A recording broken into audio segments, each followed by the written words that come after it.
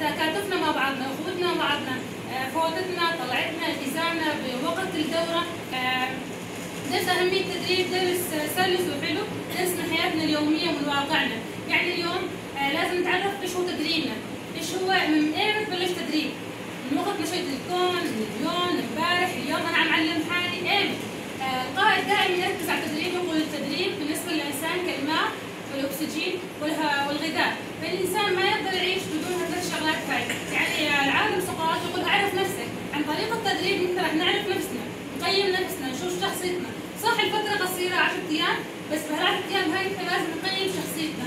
اليوم راح آخذ عدة دروس، عدة فكر بهالعشر أيام هاي، لازم أشوف شخصيتي. كم درس أهمية التدريب بالقيادة، أشوف نفسي قيادي، كم أنتم رؤساء كومينات، مؤسسات موجودين معانا بهالدورة هاي. بكل درس لازم آخذ عبرة وأقيم نفسي بهالدرس هذا، أشوف أنا وين محلي من هالدرس هذا، أنا كرئيس كومين وين محلي من القيادة، أنا كتدريب لازم أعرف نفسي، لازم أنجز شيء لنفسي، أدرب نفسي. فالتدريب ياخذ منها كثير، يعني التدريب عبر التاريخ وعبر العصور هو كان في انقسامات كثيرة للتدريب. فإذا نجي على بداية أساس التدريب هي اللغة، فاللغة هي أساس التدريب.